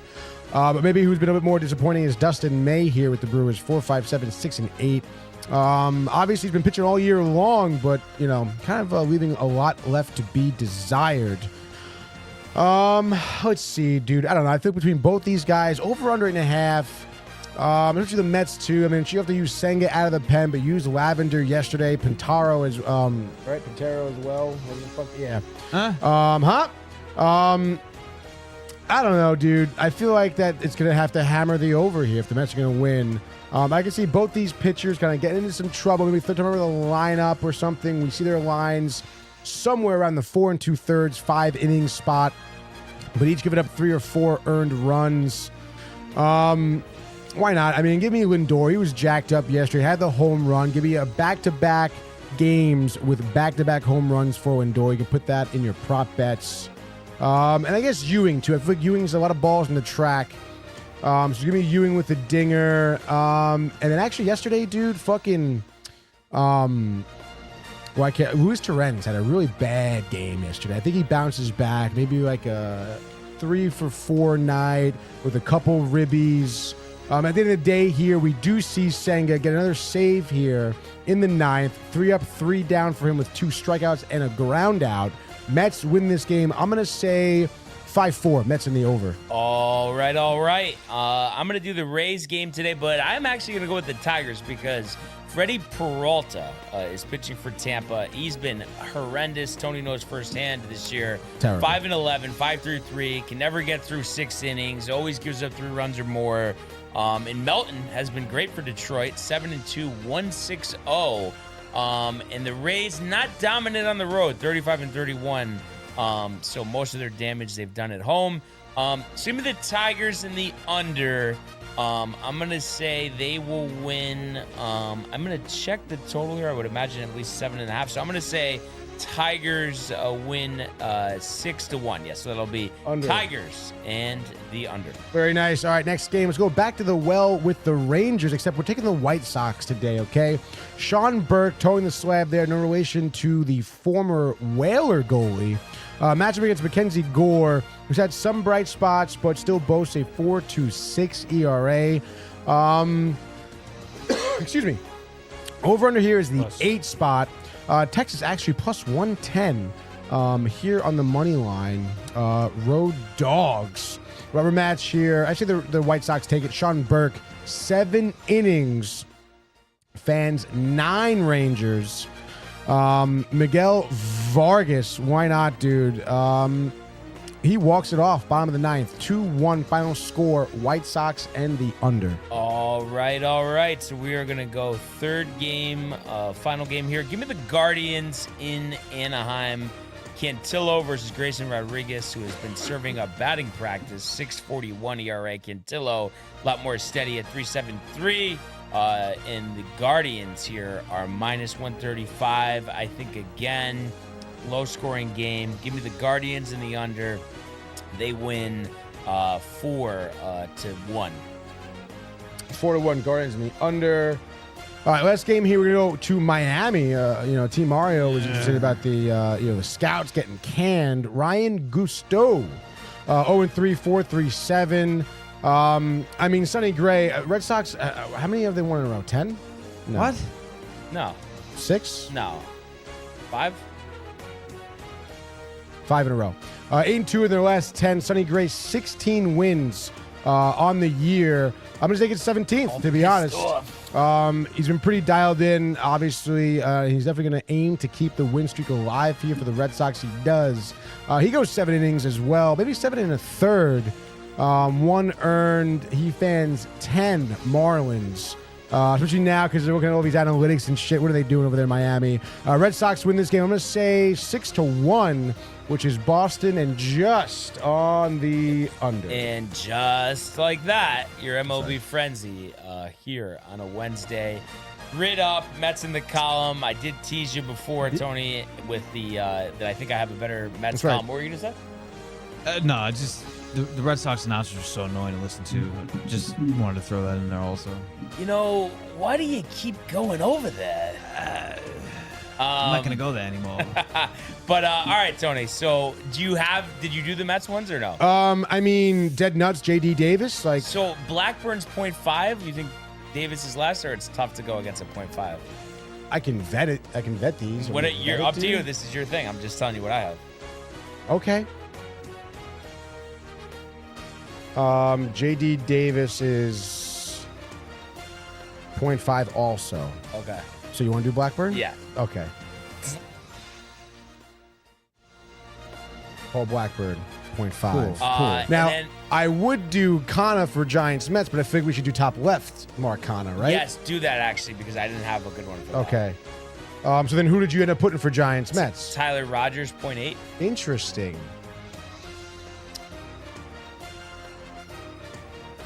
I would imagine Flores is higher, Conforto is higher, Ruben Tejada. Yeah, you could try that one. I could also vet it again, I guess. Let's vet Ruben Tejada here, okay?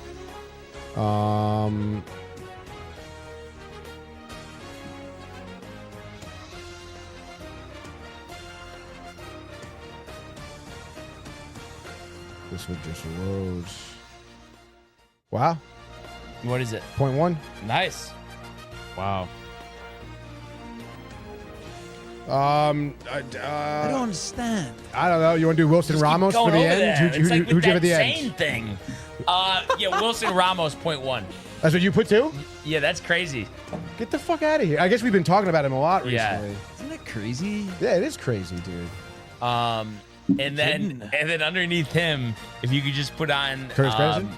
Not Jack Bauer, but Hank Bauer. Oh, 24. Oh, God, dude. Hank Bauer. This Hank Bauer. Yes. From 48 to 61. Yes. Okay. And then next to him, your old buddy, Starling Marte. There we go, dude. Couldn't find him for a while. DFA'd by Kansas City. Kansas. And then Kent at 6%. I don't know if we could get, I'm just trying to think of what Posey would be high. Bonds. Maybe Mr. McCovey. Maybe I don't know. Bobby? No, remember, or actually, no, did he play? I always get confused. It's either the Giants or the Pirates he didn't pay for. But maybe just skip that for a second. Yeah. Do top right, Jermaine Dye.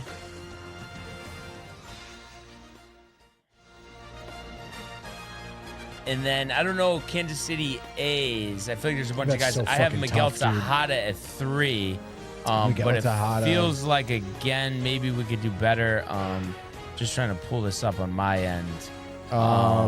That's tough, dude. Vinny Pasquantino? Nah, Sweeney? I don't know. Let's see what Sweeney is. Is it Oh, Sean 1%. Doolittle? Nice. Mike Sweeney. Mike Sweeney. All right, dude. 1%. All right, dude. And Bobby Bonds is 2%. There you go, Tony. So Oh. this would be a pretty good grid. I got a 6 Way to last night when I was doing one by myself. There we go. This is a 6 right here, That dude. is just so weird with that. The The Ramos thing. Right? Kind of wild, dude. It would almost be as wild if you like looked at like the football grid and had like 4 answers. Nah, definitely not, Dude, it's so crazy though. You could get something. It's like you don't even try. I mean, too, I mean, like, I what the don't know, fuck, dude. I'm not starting the game. I don't want to do all this shit. I'm just relaxing away. This one actually I could use some better answers, but I'll go with the good ones here. So top left, Jeff Driscoll. Sorry, top left, Jeff Driscoll. Yeah. 1%. Top right, Donovan McNabb.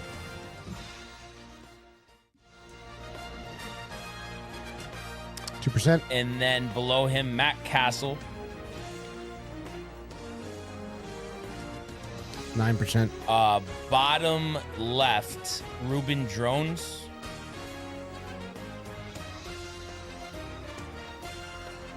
And then next to him, Jonathan Stewart.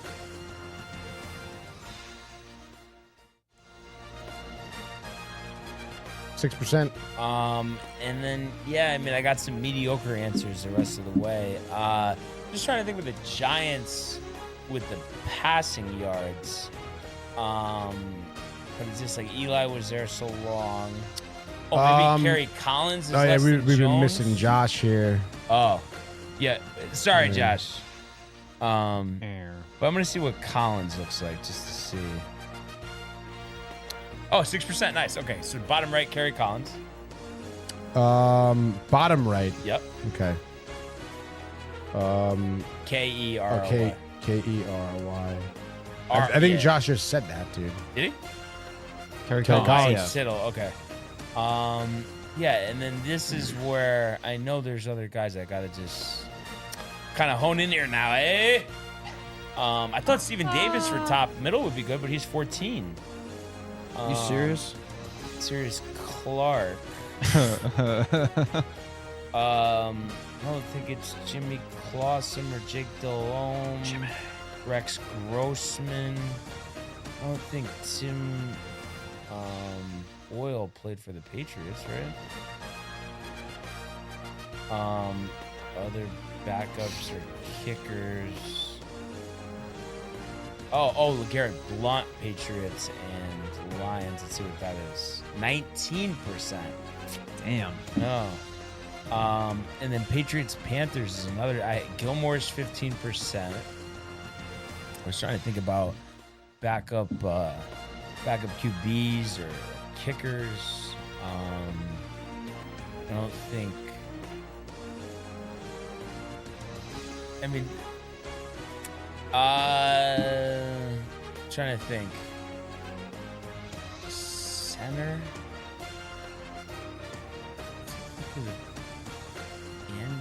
Andrews, Mark Andrews. No, he didn't play for. Yeah, I mean, I guess look up the Panthers Washington one.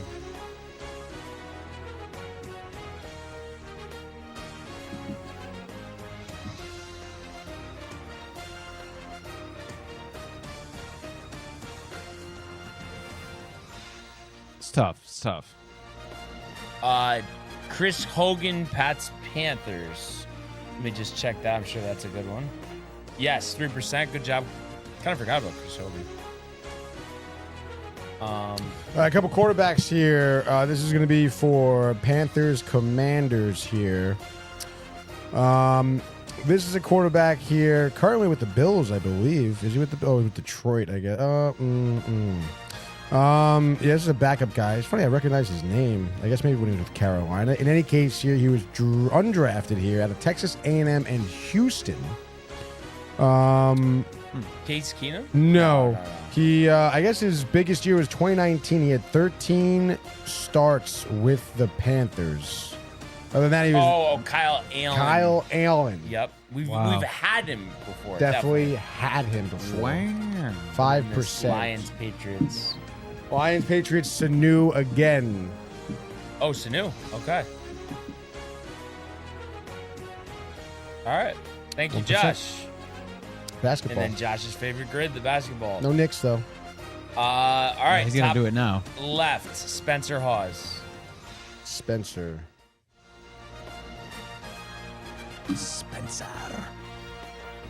Hawes. Next to him, George Hill. George. You go over there and you're all pissed off.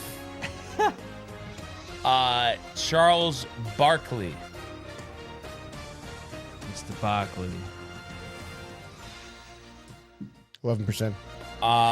And then underneath him, Russell Westbrook. That's a good one. And then let's see, bottom middle, Miles Plumlee.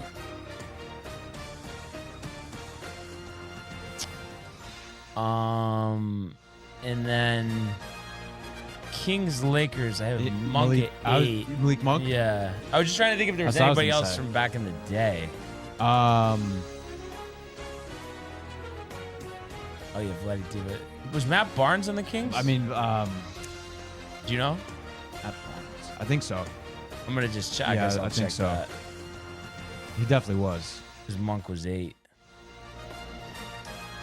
Matt Barnes. Yeah, 3%. Nice. Matt Barnes, Lakers, Kings. Pacers, You doing Lakers. some stretching over there? Is that like that cotton with that restless leg? You know, the Caminos. A little less Camino. Oh, What Barnes was Barnes? Joe Johnson, Suns points. Yes, do that. 3%. Oh, and then I should Nice, bet Josh. Roy Hibbert because I had Lance Stevenson at 19%. Roy Hibbert for Pacers, Lakers. 17. Pacers, Lakers. Markeith Morris, Suns, Lakers. Suns, Lakers. We don't Have need that that. category. Yeah, sorry. Uh, DJ Augustin, Dead Nuts. You okay? Bang. Okay. And then the Suns, Kings. Seth Curry.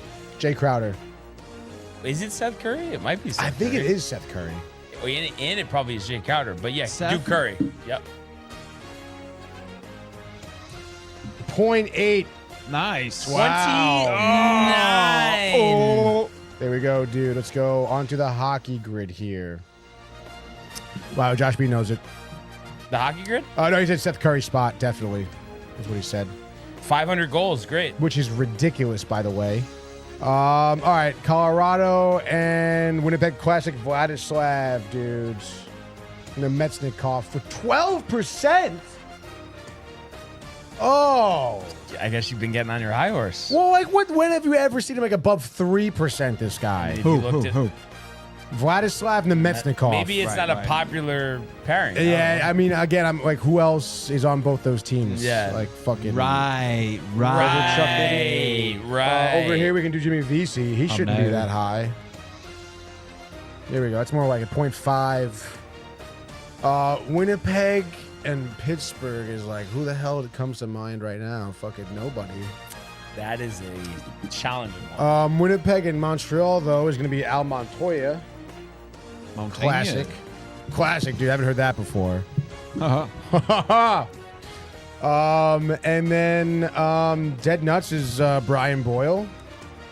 I mean, you want to talk about using the same guys every day. For Jets Penguins, we've done this one before.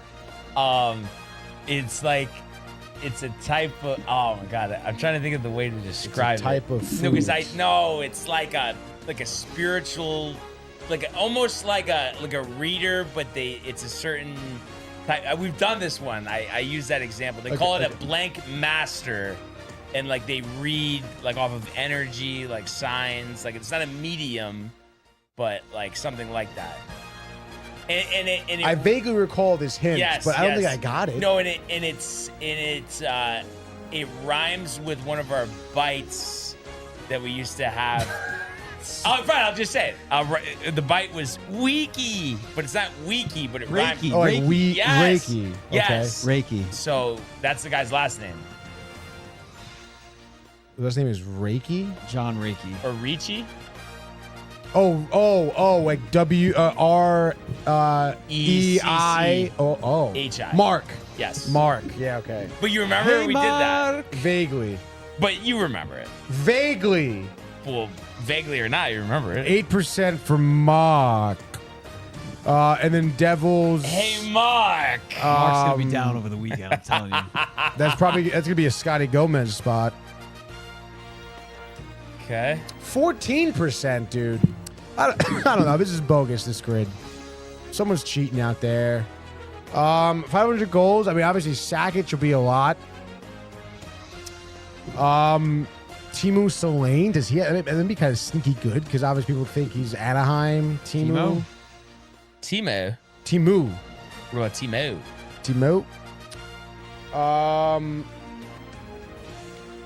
Montreal points Pierre Turgeon, says Josh. Well, whatever. I was thinking of him anyway. Yeah, so I was thinking of him anyway. Malkin's 9%. That's not too bad. For the Penguins. All right, so we'll do Pierre Turgeon, 4%. Let's do Evgeny Malkin, 9%, not bad. And then I'm just going to do Timu here because I guess you weren't vetting it. A 57. 9%, not bad. It's whatever. Whatever. It's whatever. All right, dude. so we're going to take a look at now at the Tour Championship. That's right. Final 30. And we're really winding down this format. I know they just announced yesterday they're going to be moving to match play, but I don't know if that's next year or the following. Might be the following. But anyway. 2028. So, yeah, Pat McAfee had the director of operations on for the PGA, so he was Ryan Rollup. That's the guy. Yeah, I think so. He actually was pretty cool. A good segment. They went over the whole playoff picture and everything and stuff like that. So I think the tour is gonna be a 2-week thing. Yeah, with the match play. Kind of crazy. Nope. But yeah, I mean, your full top 30 in the field. Par 70 here at East Lake, Atlanta, Georgia, 7,440 yards, $40 million purse. And Tommy Fleetwood, won this last year. So you think about the guys in here: Fox, Kim, Scott, Rose, McIntyre, Hovland, Smalley, Fitzpatrick, Spawn, Lee, Cantley, Rayton, Woodland, Gerard, Matsuyama, Bahatia, Heenley, Bridgerman, McElroy, Shoffley, Fleetwood, Aubert, Burns, Morikawa, Kim, Goddard, Clark, Young, Fitzpatrick, and Scheffler. So really everybody you would think of, when you think of the upper echelons on the PGA Tour. But obviously a different type of tournament. Coverage doesn't start tomorrow till 11 a.m., and that's going to be on regular ESPN, which is kind of cool. So a lot more focus on each individual player, and obviously the format's changed, a more staggered start. Winner wins the whole thing. And I guess also I saw Scotty said he's 95% over the hand, foot, and mouth illness. Yeah, I just saw that. Yeah, it's good, dude. But with that in mind, Tony, the swan song here for the 2026 PGA Tour season. Right. What do we think? Who did I write down earlier? Oh, Xander. That's right. I'm taking Xander here. Okay. All right. Not fucking around. Xander won this, I think, in 2017, or something like that. And since then, he's placed second 3 times. So kind of teetering on, as he typically is every single year, teetering on victory here. I'm taking Xander here. I'm going to say he's going to win maybe like a 17 under par, I guess.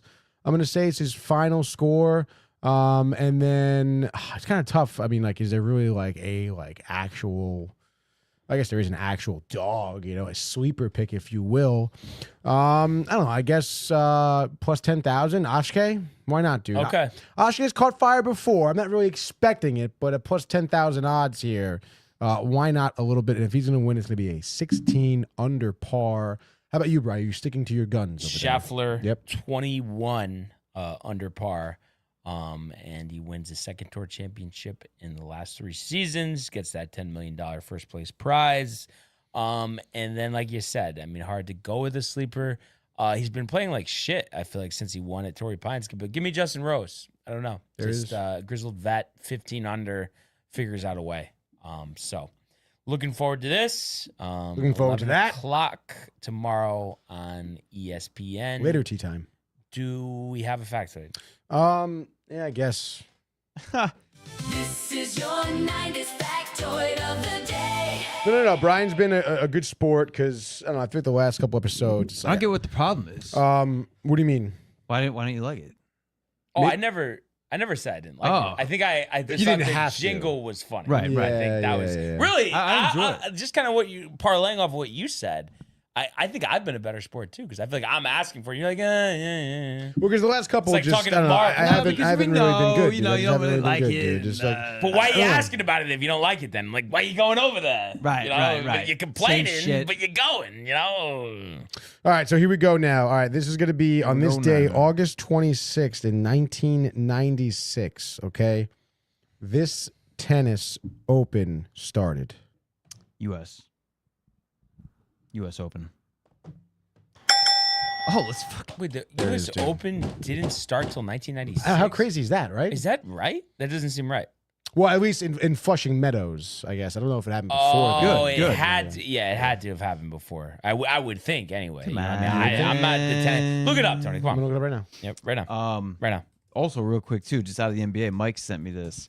There's a rumor going around, dude, that the Heat are trying to trade for Kyrie Irving. Yep, saw that. So, yeah, that would be nuts. Dallas going to a full rebuild, build around Cooper Flag, and the Heat would get Kyrie, and then Dallas would get Nikola Jovic, Pele Larson, and a couple firsts. 28 first round pick, 29 second round pick, 2030 first round pick. Wow, be kind of nuts. Yeah, I mean it'd be Wiggins, Giannis, Kyrie, Clay, and Giannis. I mean, fuck the Heat, but yeah. So, it looks like first one was in Newport, at the Newport Casino. You're shitting me. In 1881. Wow. That's kind of crazy. How about this though? In 1888 and 89, the men's doubles events were played at the Staten Island Cricket Club in Livingston, Staten Island. How about that shit, dude? Wow. Yeah. Let's fucking go. Kind of crazy. Yeah, it's pretty sick, dude. Yeah, so I guess other than that, just the early release of NBA 2K27. That's right, dude. Yeah. Mike is being dialed on the sticks all night, dude. You 7 p.m. sharp. producing, not playing. Yeah, no, I'm not playing. Watching the Yankee. Stop it, please, please, dude. You're talking to Mario too much, I think, maybe. I don't know, dude. No, I'll be having the Met game on you. But I feel like you're not even paying attention. To the NBA? Yeah. No, I have to. I'll be producing. No, I feel like we're going to hear some Mike call outs. No, please, absolutely not. I can't believe professional that over here. Dude. I don't know. I don't know what you're more stubborn about, like 2K or the non-baseball or hockey grids. What would you say? I guess the non-baseball hockey grid, or non-baseball or hockey grid, I guess would be. But I feel like you definitely are, because like you're mentioning certain guys, like you're definitely gaining. I think since we've started, you've gained a lot of knowledge where you pretty much you could fill out a grid. You just you're not even attempting. Honestly, I would at this point maybe even feel more confident in basketball. To be honest, basketball, okay, know? Yeah. No, the basketball is like the Seth Currys, and the Jay Crowders. Jay Crowder. There's one other guy. Sean Marion. There was another guy like from the old days. Dennis Schroeder. St. Cassell, I guess, was a little bit. You haven't used him recently. No. But yeah, Schroeder is there. PJ Tucker. DeAndre Jordan. Dwight Howard. That type of thing. But yeah, so that's it. 7 o'clock with a meal prep. Yeah, dude. They got some chicken on the bone with some potatoes and broccoli and onions. Really good. No oatmeal for dessert. No. Just like banana bread. Dude. I can't have banana Go bread. some oatmeal at George's for the game tonight. I'm not going to George's for the game tonight. No, you should. I'll dude. be at home. I was gonna ask if you wanted to maybe come by. Oh, I forgot you were going. Yes. No, I'm not going anywhere. Yeah. I'm watching it at home. My parents are going to Laura's, Yeah. so I'll be chilling. I'm never going to George's again to watch the Yankee game. Yeah. Maybe he might know. He baited me. He said every time he's here, they lose. They give you medication for that. You want to come over? You watch the game. Oh man. Wait, I think we have one more comment on the way out. What is it? Let's see what we got here. One more comment. Michael says, Matt, come watch at the studio. Come chill later at the studio and watch it. We'll play that one by ear. Yeah, classic. Yeah, I'll see you tomorrow, dude. I mean, I wasn't gonna say it, but Oh shit. yo, just gotta go to work. I gotta get situated, dude. I have the game School on coming downstairs. up, dude. No, I gotta just say with the game. No, I know. No, dude. I know. It is kind of tough though. Tomorrow's like kind of like my farewell That's right, dude. for a little bit. Swan song. Yeah. It's Oh fucking yeah, beat. I guess I had mentioned this, maybe I didn't, but I actually have a golf tournament tomorrow, so You're not gonna be here? no. Oh, geez. I'll be all here. right. Tony, let's go, boy. Yeah, maybe I'll stay home too.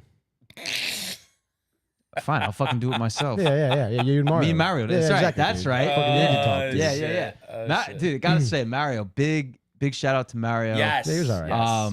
Yes. It's kind of your typical Yankee fan.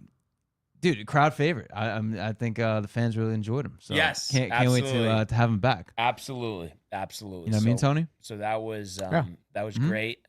Great call by Max as well. Looking forward to seeing him later. Maximilian. But that being said, great show today. Really appreciate everybody tuned in. Where's he from? Continues. Mario? Yeah, Bronx. Oh, he says There we go. He says I'm flying up as a guest host. Well, he lives in Florida now. Him and his wife. Gotcha. No Yeah. shit, dude. Oh, very cool. So his parents, real quick, lived in my mom's. My mom growing up in the Bronx, they had like a split. Mm-hmm. So Mario's parents, when they first got married, like rented downstairs. So my mom was like a little girl, and they've known them since. Oh, wow, that's and, crazy. They've been like family like that. Holy shit, dude. Since then, yeah. Oh, that's so very cool. It's it's been, and like when I mentioned sometimes I go up to Brookfield to see the family. Like that's his parents live up there now. So yeah, no, it's a long history. The family ties. That's great, dude. Yeah. Yeah. So they're great. He says the 6th borough, Florida. That's funny. 100%. Yeah, no, great stuff. Love it. And like we said, we'll definitely talk to Mario more again soon.